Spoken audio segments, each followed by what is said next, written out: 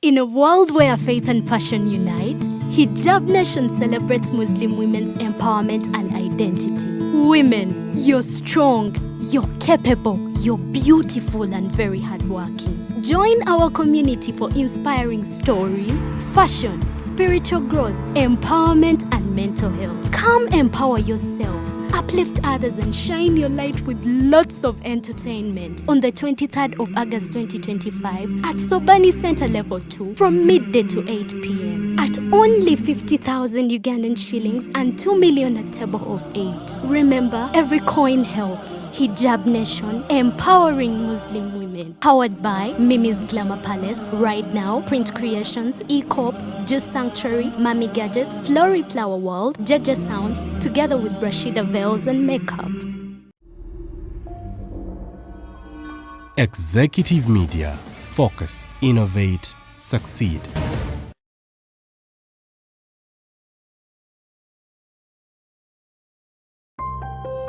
Woman Up. Raw unscripted talks. Situations happen. Leero sigenda nakusooka kubuuza. Nange nkulabye ng'onneekaliza. Who does that? Did I sleep with you? No, Angela, because obeera ebintu ebikuleetera stress, n'ogamba naye. Because, Angela, we've been together for some time. Yeah. But you haven't had some issues like I'm hearing. Good morning, Ella. You look so beautiful today. Thank you, darling. Akateteyi kankubye. Ngenda kakuwamu. Era omala okampemu mu butuufu. Nebaza great UG. Nebakanjiye, my friend. Bw'obeera n'emikwano emirungi, abantu bakuleetera ebintu. There's a friend of mine called Bichi Sayenkamye. Nga bulijjo abeerawo n'agamba omanyi Ella? Really? This will suit you. Naye surprisingly, talking about friends, Angela, totandika kundivert nga nzize nga I'm burning hot. Angela, there's a friend of mine who sent me a message. Ngali stressed. Everything is like falling down. Omanyi, normally we tubeera n'obuntu ntufa abawala. Yeah. It really hurts to the core. Nti yadde obadde ogenda kukola ekyo n'omuntu n'agamba nti gundi wabadde onjogerako. Yeah. There's a way it bothers. Waliwo buddeko ebintu It bothers a lot. Yeah. Nze nabitwalanga ndowooza byadda. Naye my friend called me and gave me a story. I was like, okay, how did you guys get here? She says she had a friend of hers gwe yalinga ayagala ennyo. But she has so many friends. Naye, loving her friend so much, she would always post her. Okay. So apparently they met for a party and they all met. So eventually they shared numbers. Sharing numbers, the next thing she started hearing were words. Oh. In this day and age. I was like, this day and age, yes. Surprisingly, to start hearing words. Nebuza, Rachi, do we call them mutual friends or we call them people that come to destroy? Because I wouldn't expect somebody to be coming into our lives like now, me and you, Angela, and then they start okubanga bajjaye betwogedde nyinza okuba maybe nakwogeddeko, but in what sense have I talked about you? How have I first probably what I was discussing about you with this person? Naye ate omuntu n'agenda n'abizaayo. Why do you get that? Like me and you are discussing now. Nati n'obigulewo omuntu omulala. Okay. So are we talking about mutual friends? Mutual friends, I think I would call it. Do I call them mutual friends? I call them destroyers myself. Because if you said it was a party, then mukwano gwe naita mukwano gwe. Me, I have a party, No, I invite Peter. you, Yeah. then you find my friends because it was my party. And then so I you share find my number with your friends. One of my friends. One of your friends. Yes. One or two people. Then after, notandika wulira bigambo Yes. nga I talked about you. Yes. Girls. Are wetuli. Girls are wetuli in this day and age. Now, in the first place, omanyi ebiseera ebisinga eno issue mbadde ebiseera ebisinga mbadde manyi nnyo ku basajja like N'abasajja. no kyengezako gamba saagala nnyo mujje because of my man. Nti mujje because of my man. Nga Yes. kyengezako okwewala is you guys to get close to my man. Yes. Kati mbadde manyi bino ebintu biri nnyo nti ku basajja. But these days actually abawala bakisussizza. If we become mutual friends, abanga third party ababayingiddemu. Now it is the worst thing you can ever do. Because now let's imagine me and you, Angela, have been together for so many years. Yeah. Yeah. We've not had issues. But then someone comes and gents in our friendship. Kati awegambira, do I call them mutual friends or was about to buy it about this? Tebalina ba mutual friends kubanga mutual friends yandibadde nga nti obadde mukwano gwange era oli mukwano gwange and then I also have a friend nembanga nensanga nga mwemanyi yes nensanga nga mwemanyi those are now mutual friends yes naye kati wano I'm just introducing you to my friends yes. and then after introducing you to my friends otandika okunjoga kubera at the end of that olina emboozi yakwogera nabo olina emboozi yokwogera nabo okujjako okungeya exactly actually kyogereko ekintu ekyo because bwetugamba nti I am going to be your friend's friend because you guys have no judge. You're not doing the same business that would bring you together. The next thing is going to discuss me. But why people find that comfort okubanga about discussing at omuntu omulala? N'abawala bwe bate because tebalina byakukola. Honestly, onda nosanga omuwala alina edduuka ng'eryo. Nga golooza alina ekyokukola akiina naye nga talina. The only thing they do is kugeya abantu. Yes. Nga kyagenda okukola because there are toina mboza gatandika kwogera ku Angela. Omanyi Angela nno soka kweyogeza nti mulungi nnyo biki. Then after omumala okumala ebbanga ddene mwena now you're becoming closer oba nti nina kyenkwagalako kyenjagala okujjako actually kisaana okubeera bwe kiti nti I have money you're my friend kati nga kuva dda wagamba mikwano gyo Angela is my friend mwagala they want to be my friends because of what I do for you exactly okitegeera because omanyi okunyumiza hello yo I mean Angelo yambeerawo man biki twogera manyi basenga otugamba nti it's not right to go and discuss what your man does for you. If I start telling you my man is good in bed, my man does this ABC for me. I start looking at that goodness in bed. Exactly. So my friend will actually forget about our friendship and then she'll want to come and take Angela.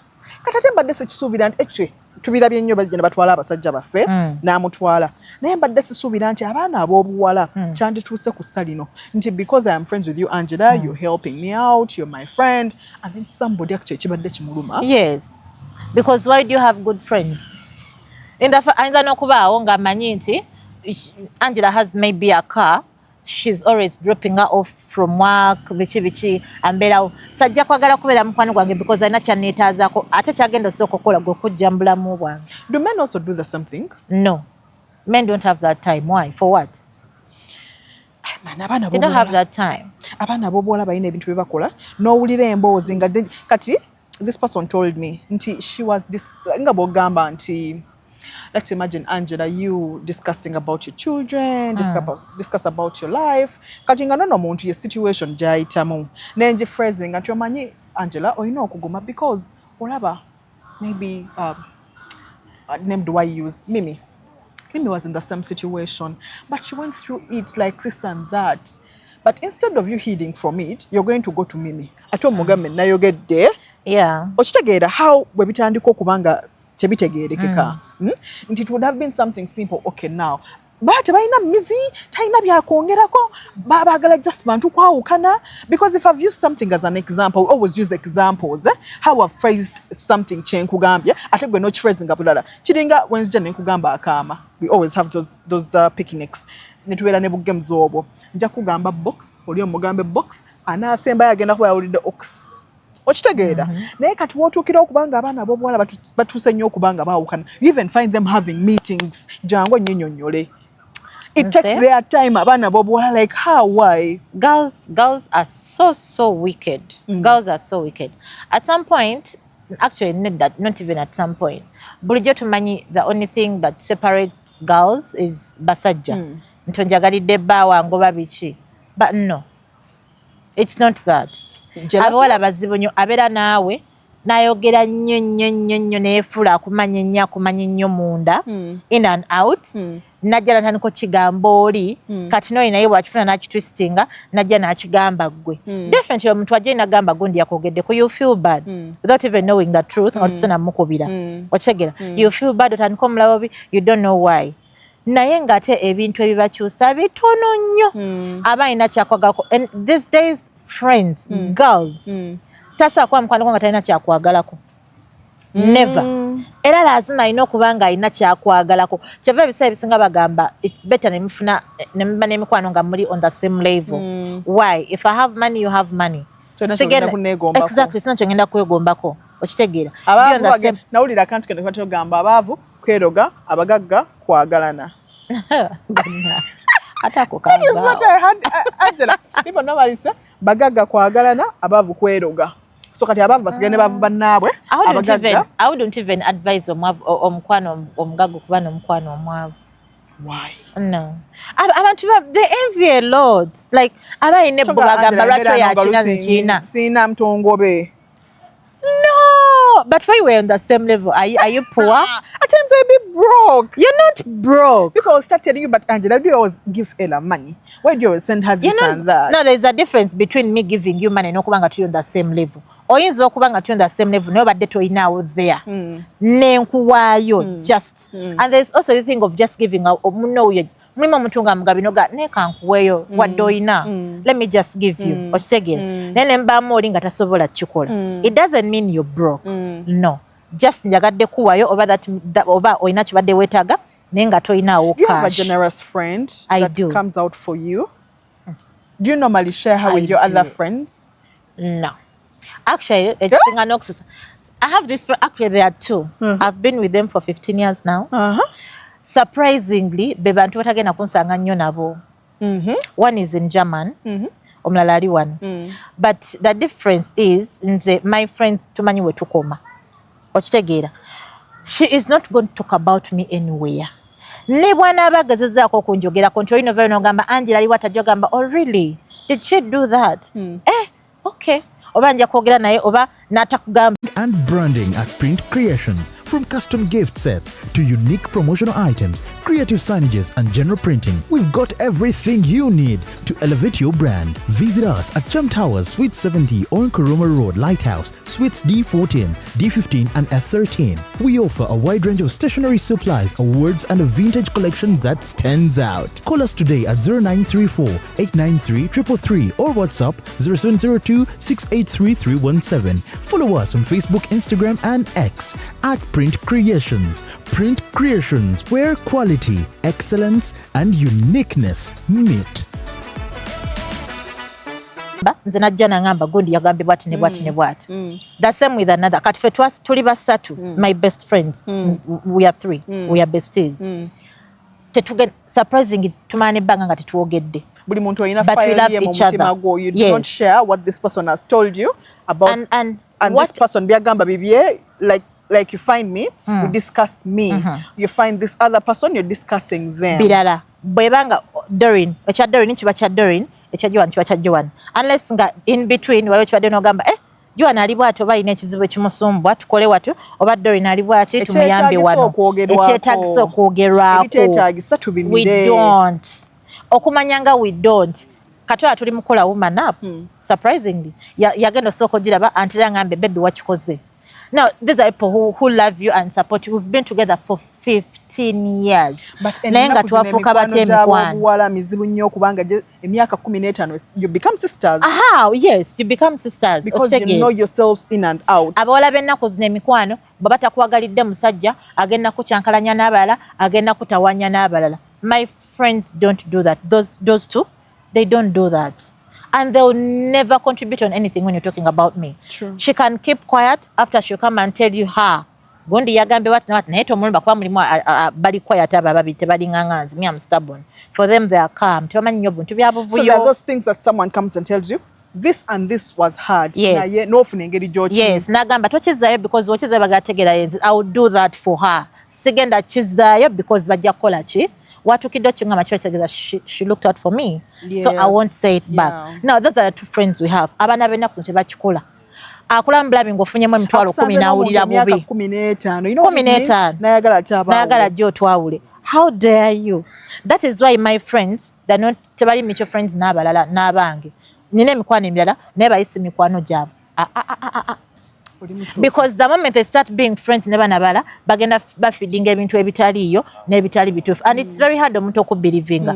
Kitekinga omuntu okubelievinga ekintu kyoyogedde. Me, you come and talk about my friend nga ng'ongamba nti yanjogeddeko kati nze sisirika nga mukubira why bangambe wanjogeddeko kiki omulala kyatagenda kukola omulala agenda sirika akulabe bubi nekino ekigambo kya wanjogeddeko. Do you know how it feels nga Angela kubidde akasimu, you think it's jazz, hey babe, how are you?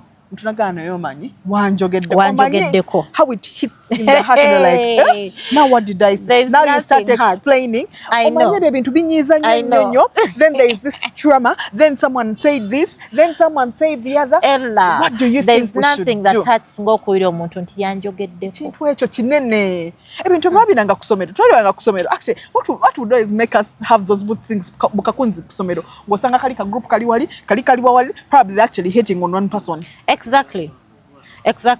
Kyova abantu by the way abantu abasinga tebakyayagala mikwano. Abantu abasinga twagambanga mune twava kubeŋŋaana emikwano we found friends, we found family in our friends.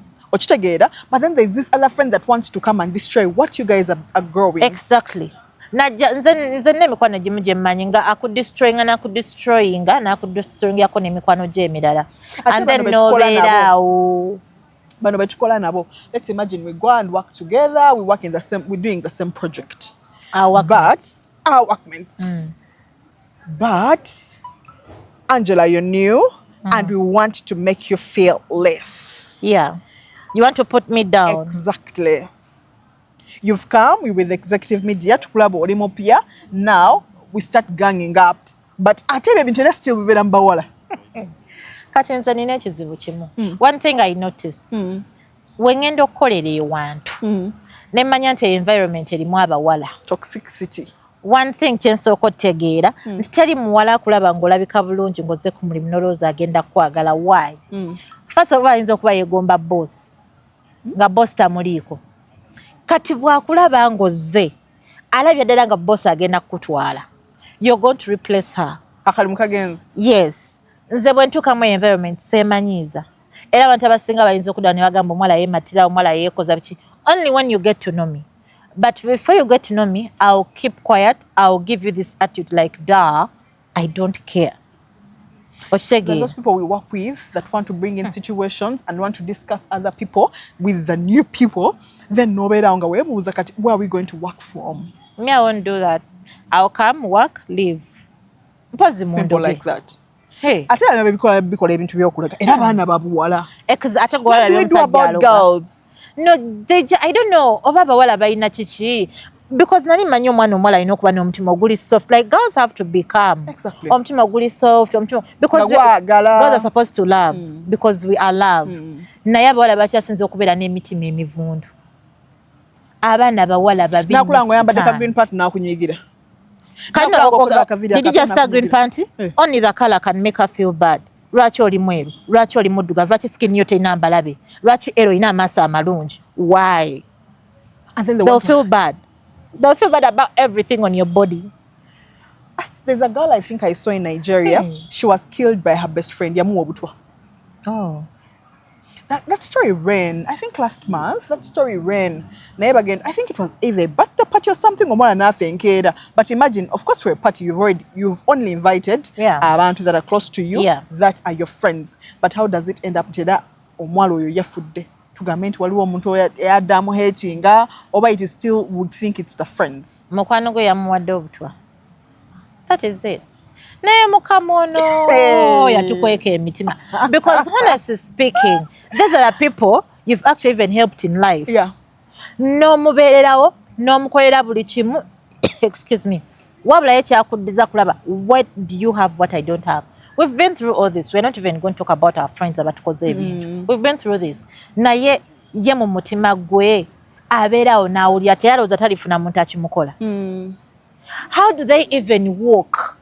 N'otambula nga munno omuwadde obutwa. N'osigala ng'okyatambula mu nsi muno. You even go to the family n'oziika n'okuziika. Abaana bajjadana naziika naye nga weebuuza kye wattidde munno ekyennyo gwe nsi ogenda gi inheriting oyina kyogenda okutwalako. And you can't have what she has because Katonda alina engeri blessinga mu buli omu. Not everyone is going to be rich, not everyone is going to be poor.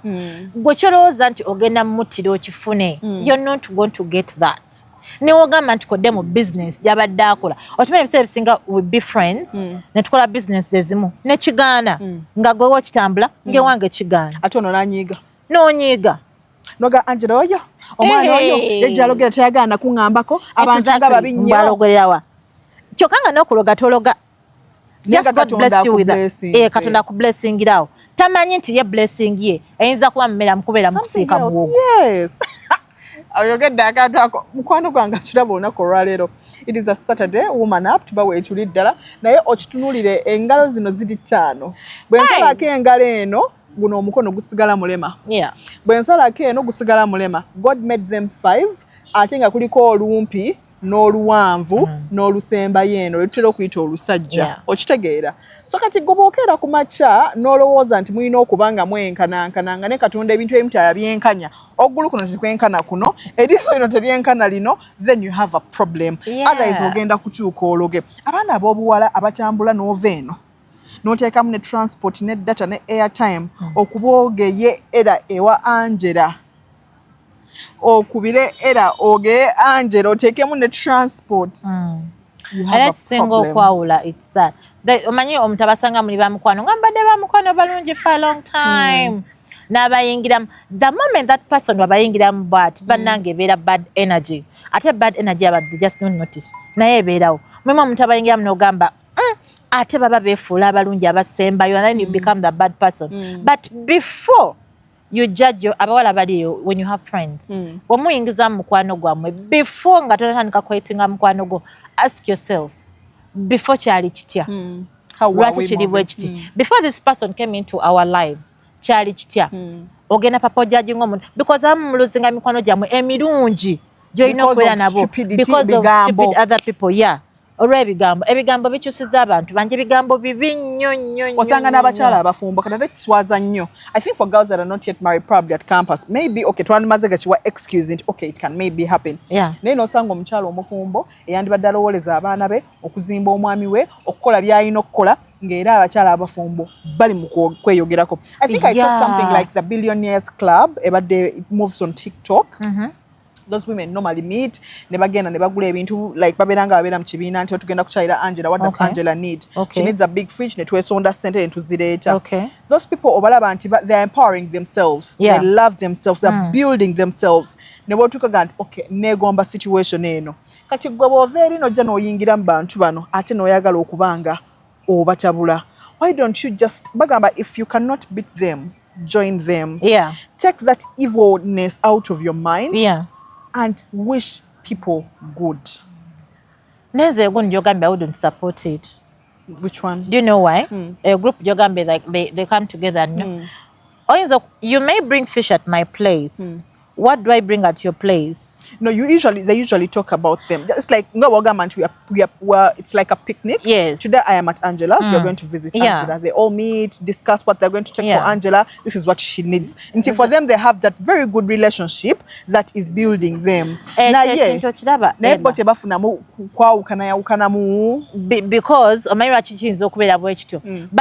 they're almost on the same level. They're on the same level of income. Those women. I think most of them bavuga V8 and Range Rovers. Kala banaku bakikole.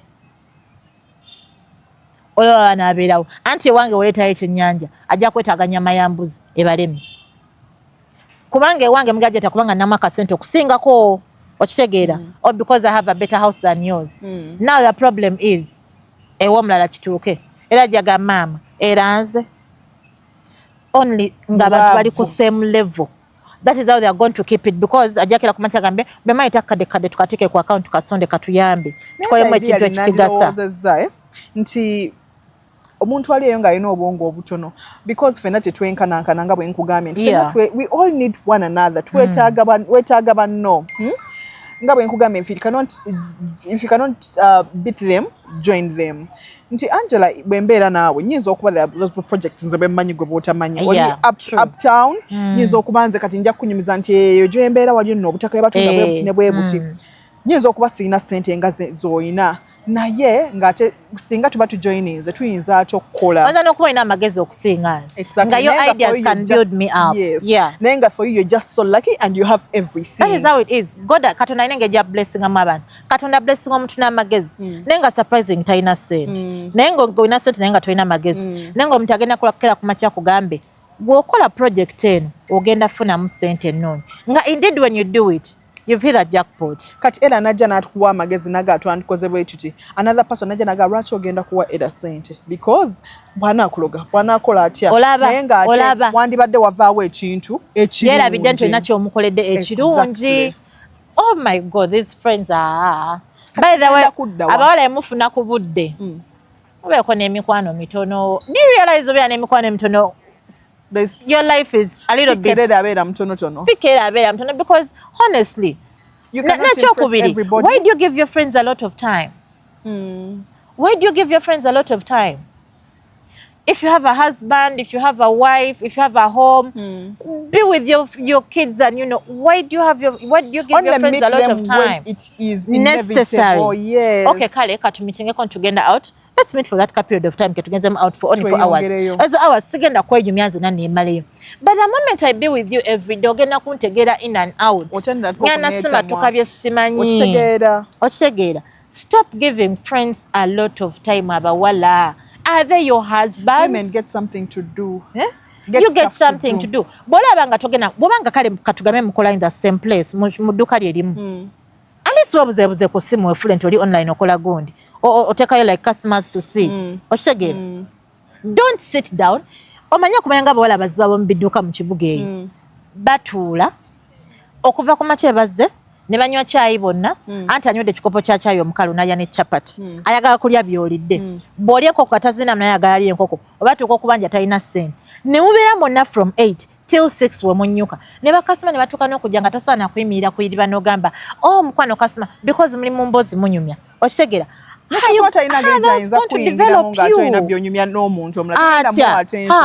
kiba kitegeeza obulamu bwo bwonna buno obwadde mukwano gwo agenda okukeera ku makya akugeye. Why do you give girls a lot of time? Would you accept girls to be coming over for sleepovers at your place? At whose place?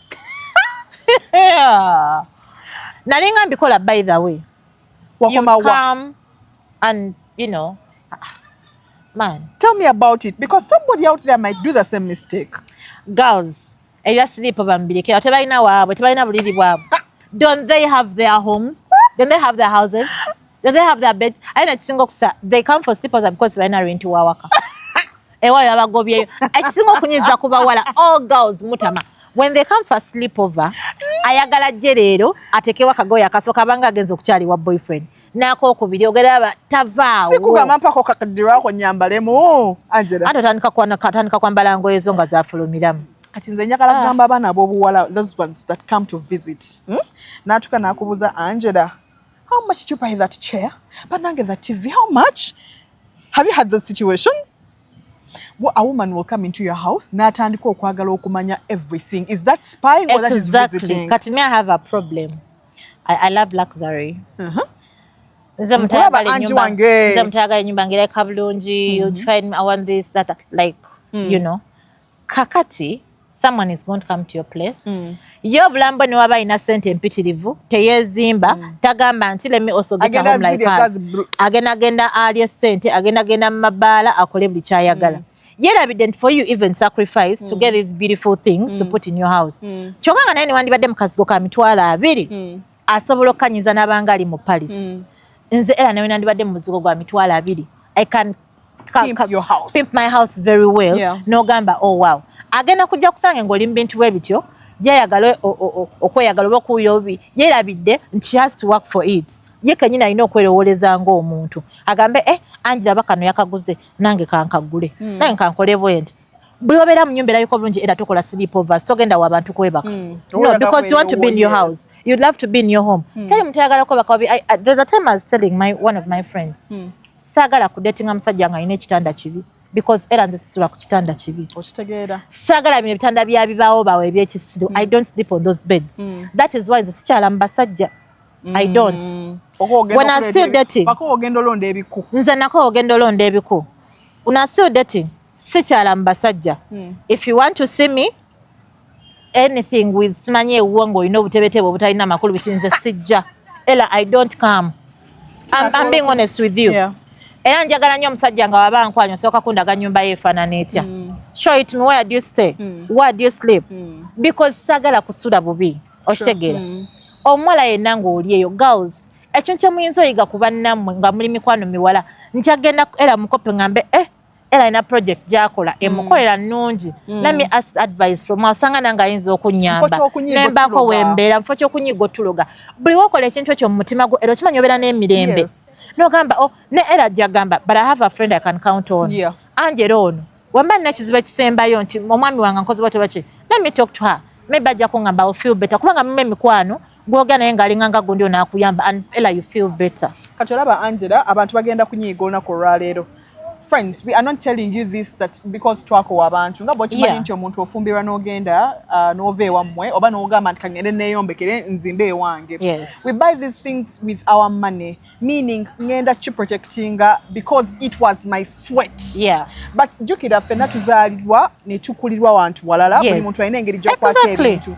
Angela nja kujjeewo I'll go probably use your loo and I will not cover it. Your toilet seat and that is not what yours. Exactly. So mufo ky'okufuna entondo Angela, how much time would you recommend us to spend with these people? In a world where faith and fashion unite, Hijab Nation celebrates Muslim women's empowerment and identity.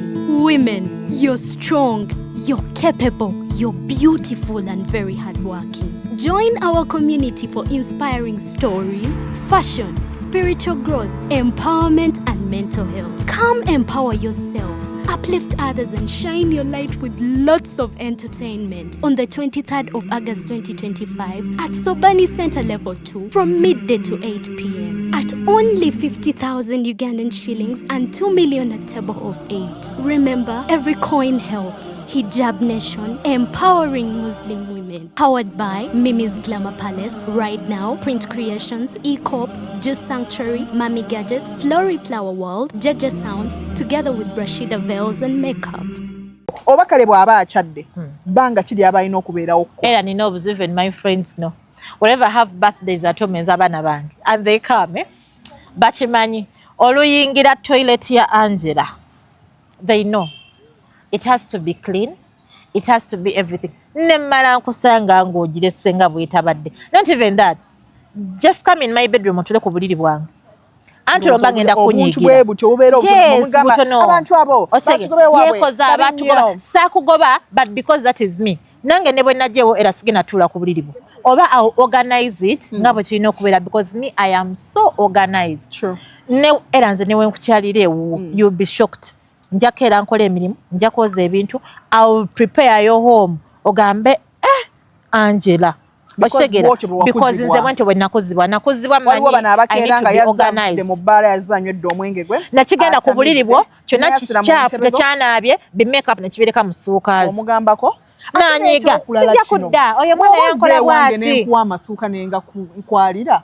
When you're leaving, why don't you wash those bed sheets? Leave alone washing, my dear. Wadde okugamba nti kazizinga zikutere mu laundry basket ajja zikulekerawo nga bw'ozimuwadde. Okitegeera. They won't even let a bed. They won't even let a bed, honestly. Because how can I go to someone's place and I don't let a bed? How? Wakuzibwawa guli muntu kibakuguza bati. N'otula mu ntebe n'olinda bakuservinga nti naye waliwo maid. Ne bazitamanamu. I hate that. Ebintu ebyo binyiiza. Don't go to someone's house and step in their chair. Thank you. Ng'entebe zosituka najja nazirinyamu mukwano nazirinyamu like friends do that. And then, why do friends feel so comfortable nyumba z'abaana bwe ne boonona ebintu byabwe? Why? I don't know. Why? Entebe gwe wazigula. Entebe gwe wazigula. Natandika n'okucunga maid wo.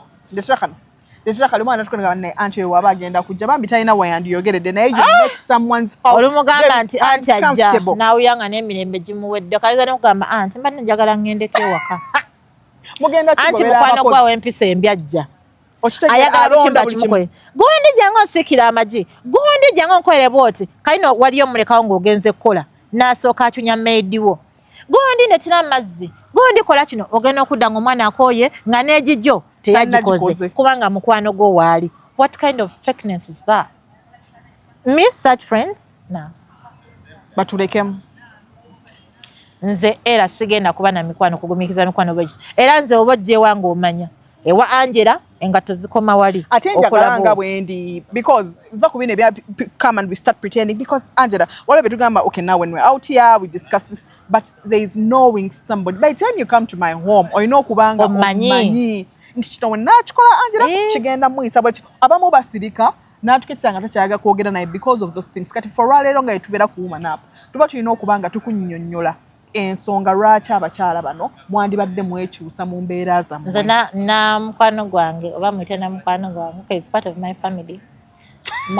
Badde saagala kalemu naye kankanefule nti mukwano gwange omanyi they come at home najje waka na yambala engoye zo ne bazireka nga nkyafu nalikwaki kati nze mukwano actually even my sister bwetyo wetuli ate my sister is even worse. Woyambalira olugoye lweddiya nga teyalukuwadde aya kati abasinga bali bamukowa lwekyo nga tebagaa kujja waka but me when you come namugamba nga tokola kino ate amanyi zambala nazisuulawo that is not where you put your clothes biki kati yankoowa yakoowa okujja ewaka mbu wajja mumalako emirembe buli muntu asigale ewuwe. Thank you ani abagoba ewaawe nze si kyala lwaki gwoba onkyalira kyali. Then n'ekyokulala ku bigambo gambe ebyo what advice would you tell them ku bigambo gambe mugenda muzunza ng'ojja ewagundi because you want to see people hating girls ze mbadde ndowooza mwandibadde musengejja. My advice would be this. Bw'oba manyi nti olina mukwano gwo, you don't meet your friends. No introducing omulala, you don't meet your friends.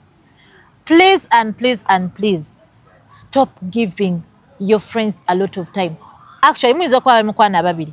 Ono owookusatu wabayingiramu. Before you know anything, oba ne oba owidde kyogedde yakogeddeko kino ki kubira muno gw'obadde naye for a long time. Exactly. Mubuuze, Ella, gunda ngambye onjogeddeko bwoti n'obwoti kituufu. Ella kakuwa side ye. Opime omanye nti onaleka ayagala tukola ki? Twawula. Kubanga mmwe emikwano nga bambi mubadde beneficial each other. Nga mwebeereddewo. Angela, wanjogeddeko. Okitegeera. Nombuuza nakwogeddeko ntya mu bubi mu bulungi ate tebibanko birungi. Thank you. Ayinza n'okuba yakuwaliriza ebigambo ayinza n'okuba nga byayogedde byennyini byakwogeddeko ate byagambye era nti gwe wabyogedde nga si gwe wabyogedde okitegeera. But where do they get the comfort like ofunamu mirembe kyokulanga abantu baawukanye kubanga ye alina kyaba ayagala ku mulala. Lwaki oba toba na mizi nyinza okuba nazze negamba Angela nno munnange yabadde n'atwala engatto zange naye nga nakyogedde mu bulungi si mu bubi. Anja tutte engatto zange nno by the way omwana nadde yagambye bwati ne bwati n'oyongeramu because mwagala okwongera mu ono omwana akogedde kubanga otutte engatto ze biki biki n'ogamba yi nayambaddeko mwambazi kubanga mukwano gwange been friends we share lwaki ataba kikuluma era kubanga omuntu oyo oba oludde naye jjukira muba mwemanyi.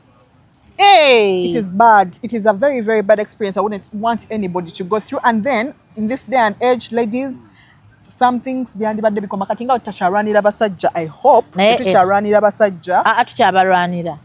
Shit. Badde amento tucharwanira basajja. Abasajja batono. Angela tucharwanira zemeto tucharwanira. Abasajja batono. Okay, siganya gwokutte gobba. Naye oba omukote n'omubba mulwanire at least. Lwakwanza togenda kunsanga nwanira musajja. Awo kyenkugambye kati ffe tetukyalwanira basajja n'ebigambo byandibadde nga bikendeera. Naye nze I would advise girls bafune ku basajja abali mikwano emirenzi. Omanyi nti obeera n'emikwano emirenzi ng'abawala tulina bangi. There's a way life moves. Munnange bwekityo bwe kibeera. Anti kubanga opposite sex omulenzi kati mukwano gw'omulenzi oli aveeyo amugamba ekigambo ku ggwolabe. Abagenda kuba ebikonde ajja kukuba nti lwakyogera ku kyaliwo tagenda kuwuliza nonsense wo naawe agenda kugamba we talking about my friend okitegeera naye omuwala because twagala nnyo olugambo naye kasi twagala nnyo olugambo you sit and listen and yeah you even and you want to be a very nice person be a victim into that chibozi. Girls, can you stop giving a lot of time to girls? Exactly. Let's get things to do. Get things to do the better way. Funa ebyokukola oba sekiba nemwesabireko ogambe mukama nze olugambo lwono lwosi lwetaaga nyamba olumponye. Mukwano gwange sawa ziba nya wano nga tuli mu woman up naye tubeeramu ne ka segment kaffe aka school time. Akantu kano kazze olw'ebintu ebibadde bitambula ku social media. Twalina time eyaba P7 aba candidates okubanga tutwala ebirawo bya ssente Angela ogimanyi bulungi nnyo. Oba time ya viddi bwetuuka I will carry Angela, I'll carry Flower, I'll carry everyone tugende tulaba omwana. We want to give this child time. What would schools do, for instance, into your mwana birthday Tuesday in the middle of the week? Me, I'm a slave parent. I can afford. Then I start taking a musician to school to start singing for omwana. Ebirere ne bagenda batwalira abaana babeera nga babayimbira okusasamaza the entire school.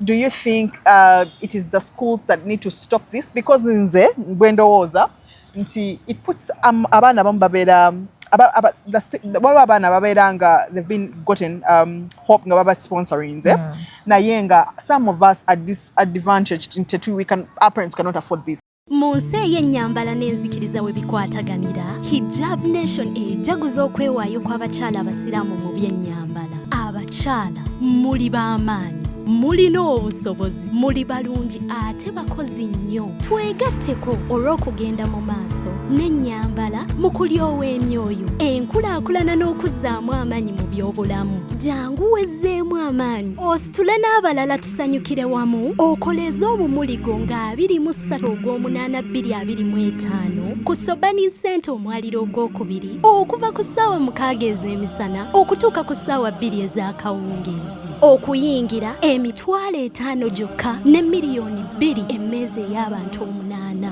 Jjukira buli nnusu eyamba. Hijab Nation, empowering Muslim women. Biwagiddwa Mimi's Glamour Palace, Right Now, Print Creations, E-Corp, Juice Sanctuary, Mami Gadgets, Flory Flower World, Jeje Sounds, wamu ne Rashida Veils and Makeup. Nti naba akolene ya Debeta Bolochua dindi. Bolochua chechimu ne business card ate kalenda muwandika ku t-shirt. Follow us on Instagram at eCop Photography or call +256 702 935 078. Don't forget, they do it smart. Book with us today. I'm not saying in bad, naye ndowooza etwa tugenze even if bwe twasomeranga n'abaana baba minister nsuubira twabeeranga twalina kubeeranga ku same level. Is it right for schools to allow parents to bring in musicians to come and do flashy parties for their children? Oba tuwogeza bwabo. Era ani atuma abaana balo okubeera abaavu? Ani atuma abaana okubeera abanaku? Because honestly speaking, mwine ekintu kyemwerabidde. Some parents do the things engeri gye omanyi otuba tuzaala tuyita mu bintu bingi. Mulimu omwana gw'ozaala nga ye yakomyayo. Ekyamazima nga walina kufa Mukama n'akuyamba. Nga mu nsi muno ekintu ekiyinza okuwa essanyu okukolera omwana we ebintu bwe ekintu kyandiyagadde. Ekintu kyandiyagadde n'ogamba kale kankikole. Because bw'ova mu bulamu bw'ensi teri agenda bikola. Era abazadde abasinga bansonyiwe naye balina empisa embi. There are parents who have. Ng'ekyamazima balina. Naye nga tebasobola kukola abaana ebintu embu kubanga saagala akule bw'atyo. Ensi bw'eri mukuba n'agenda obbimukolera. You're making this child to grow up nga talina love mu mutima gwe. Nga nze nakati n'abantu emanyi tebakuza birthdays. Baffe twakwa tebazikuza. Kyokka nga balina Katonda ba blessings abawadde. They have money, trust me. Naye nga waliyo ero eri omuntu nga mwavu asembayo. Naye nga asobola okugula keeke y'emitwalo egi. Kankunyumizayo akantu tulina gye gyaffe omusajja azaala mama affe. Buli birthday omuntu amuweereza emitwalo 2. N'agamba kankuweerezayo ogule ka keeki ne ka soda. Kubanga birthday zedda twagulanga keeki 10 ne soda n'osanyuka. Yes. Kati akuweerezayo ekyebiri olye ka keeki ne ka soda essanyu lye okubanga owezezza egyo emyaka. Omanyi that is something very special you can ever get from a loved one. Katono bwe kati naye omanyi kyekitegeza. Akuvaluinza agambe omwana wange. Amanyi buli birthday omuntu ne birthday z'abaana bange kuba kati baba grandchildren isn't it? Naye agamba birthday Chloe kankuteereko ebiri alye ka keeki ne ka soda noga Chloe hajja kuweza sente jjajja mpereza sente naye abaana basobola okuba nga bakola ekintu kyekimu. Thank you. Okay, in this scenario twalabyeko Subi Queen last week yakutte ow'omulere n'amutwala na surprising omwana we nga bw'okyogedde nti ffenna tulinamu nga bwe gambye nti buli muntu alina engeri gye yandyagadde okuba nga asanyusa omwana we. So she took pictures and posted them on social media, which wasn't a bad thing, okay? But what social media in-laws have not done to that baby, it is injustice. Nti omwana asobola n'okubanga asobola okuluzinga her self-esteem. Omwana asobola okufallinga into depression. Nze I personally ndowooza kyandibadde nga kiva ku masomero nti kale nga bwe tulina abaana ffe betwagala ennyo twandibadde tubajja ku masomero. There are so many places you can take your child to eat. Okay, just take a cake or maybe send a cake. Let her share with her classmates. If you want to do something flashy to take abeemerere, bring her out.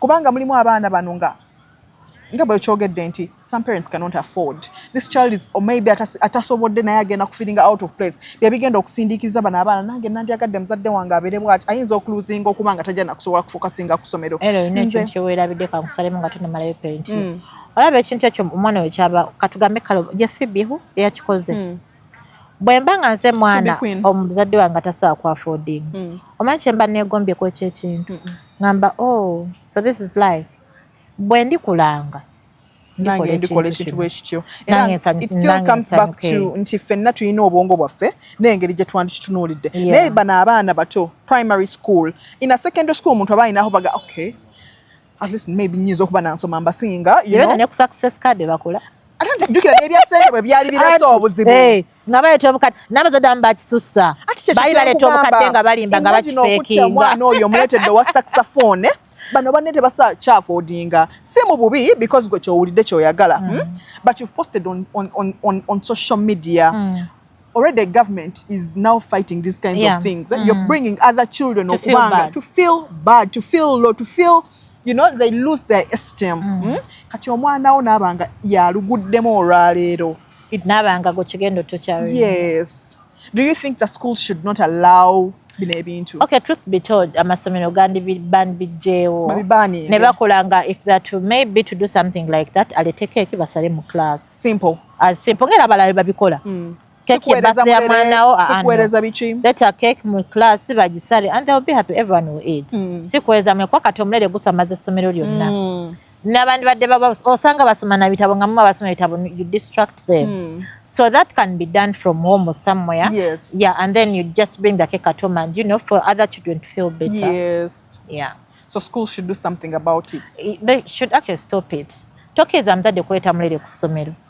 only if they want to do that ng'agenda kukwata essomero lyonna naddala ezo primary teziba nnyo bangi n'ogamba I'm celebrating a birthday n'abaana bange naye njagala celebrating n'abaana baki bonna basanyukire wamu bonna that is also possible abazadde abasobola okukikola abaana ne basanyuka wamu bonna and they have a good time and they should keep posting on social medias it won't bring schools issues okupostinga ku social media kino ng'okikoledde omwana wo ku ssomero lwaki oba okiteekayo is it right for parents to be posting their children on social media we post our children naye nze sikyakikola why I can do it on my status but I can't do it on TikTok it is dangerous kubanga maaso eyo tomanya abantu aba bategeera omwana wo yaani oli newalibanga ayagala okukola ekintu anoonya n'amunoonya ne ku ssomero gy'ali so if you want to post your child kale tomupostinga ku kyassomero muleke because bagenda nnoonya omwana wo waasomera abantu abasinga we are single mothers twakweka abasajja abaana baffe naye bw'omulaba ku social media agenda kujja kusomera atwale omwana wo omwana tobulaminga essomero oba maze okumuwa address omulaba oba maze omuwawo akatebe watudde oba mwadde address oba gimwadde bulungi nnyo ate ayige nga tayagadde kuyiga that is all we had for you on Woman Up today we'll catch you next week sometime bye Woman Up, raw unscripted talks.